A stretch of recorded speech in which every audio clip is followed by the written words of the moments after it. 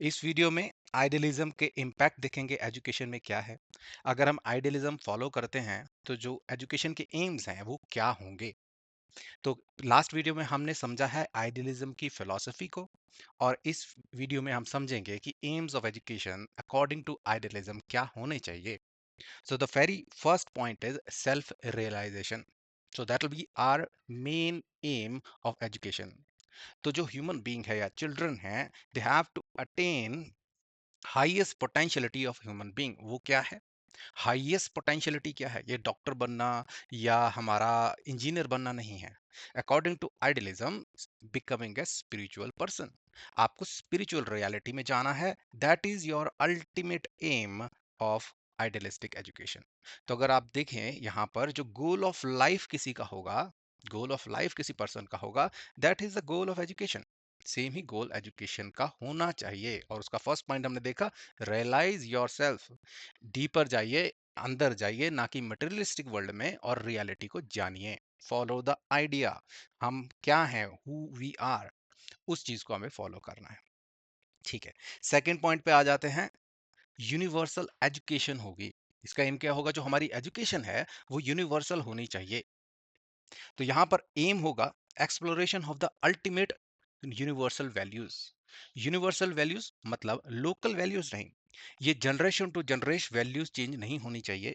ये community to community change नहीं होनी चाहिए। यूएसए में बैठे हुई जो चीज सही है वो इंडिया में भी सही होनी चाहिए। जो जो मापदंड हैं, मॉरल वैल्यूज हैं, वो सेम होने चाहिए। तो उसके लिए विदाउट एक्सेप्शन ऑफ वेल्थ, किसके पास कितना पैसा है, स्टेटस क्या है, किस ओहदे पर है वो, उसकी कास्ट क्या है, फेथ क्या है, या कलर क्या है, उस पे एजुकेशन का डिफरेंस नहीं होना चाहिए। और यही थोड़ी सी प्रैक्टिकल दुनिया में डिफरेंस है। देखिए, आप प्राइवेट स्कूल की एजुकेशन और गवर्नमेंट स्कूल की एजुकेशन हम जितना भी बोलें, फर्क तो पड़ ही जाता है। तो वहाँ बच्चे किसी और तरह से पढ़ रहे हैं, बिकॉज वेल्थ स्टेटस जो है वो अलग है ना। तो इस तरह से हमें इस चीज को हम देख सकते हैं। तो universal education is the aim of idealism, अगर देखा जाए एजुकेशन में। चलिए, थर्ड पॉइंट देखिए, इंटरेस्टिंग पॉइंट है और थोड़ा हटके भी है। इसमें बोलता है preservation and enrichment of cultural environment. Culture जो भी है हमारा, उसको प्रिजर्व करना और एनरिच करना, ये भी एम होना चाहिए। Child should be introduced to his cultural heritage so as to enable him to conserve, promote and transmit to coming generation।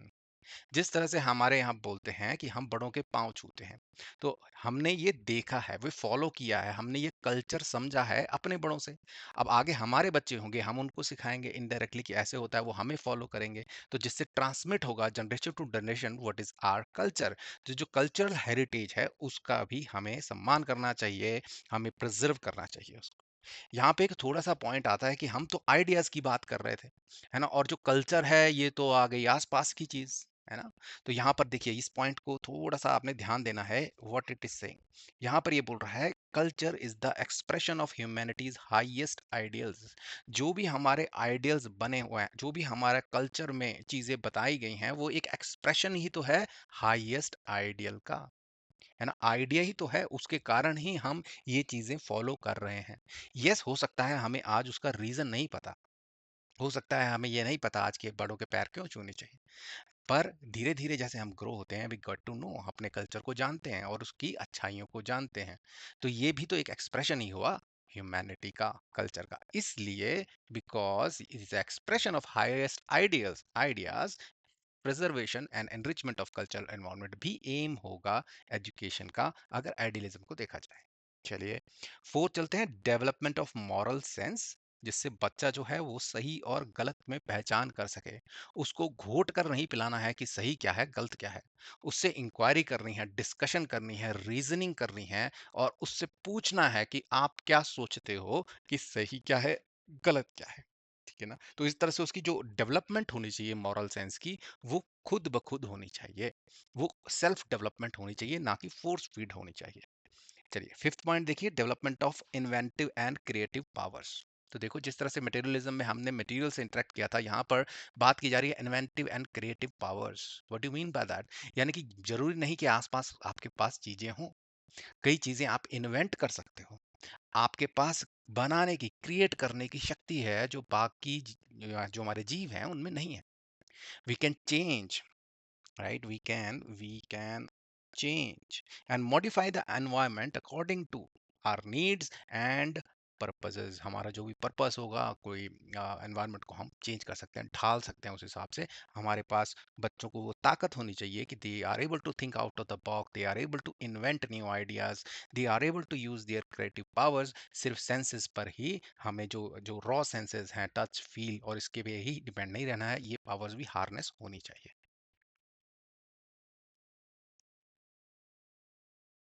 यहाँ पर सिक्स पॉइंट है, simple living and high thinking. क्योंकि ये मटेरियलिज्म की बात नहीं करता, ये नेचुरलिज्म की बात नहीं करता, इसमें आइडिया प्रधान होता है। और आइडिया जब मेन पॉइंट हो गया आपका, तो आप बाकी चीज़ों पे ऑफ कोर्स इतना आप इन्वेस्ट नहीं करोगे अपनी लाइफ को।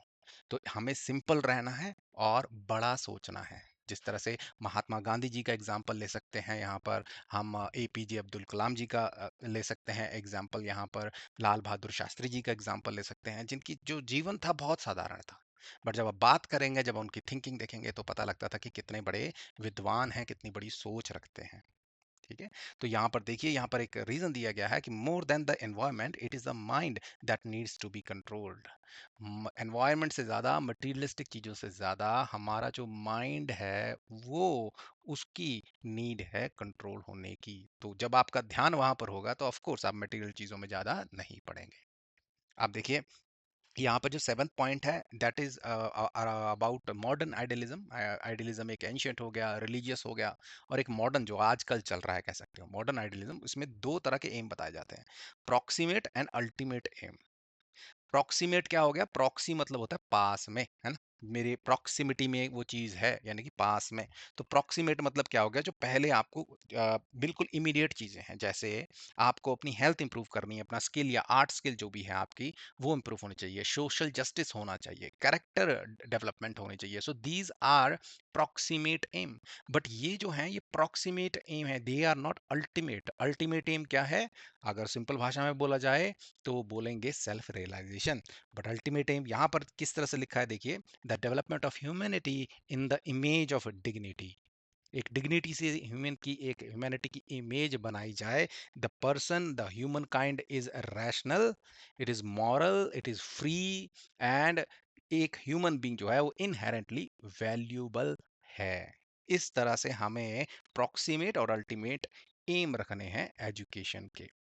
होपफुली ये पॉइंट्स थोड़ा सा हमारा लिंक कराता है जो हमारे आइडियलिज्म की फिलॉसफी है उसको पढ़ाई से। उसके बाद हम नेक्स्ट वीडियो पे चर्चा करेंगे, कुछ और डिस्कशन करेंगे about idealism and education. Thank you.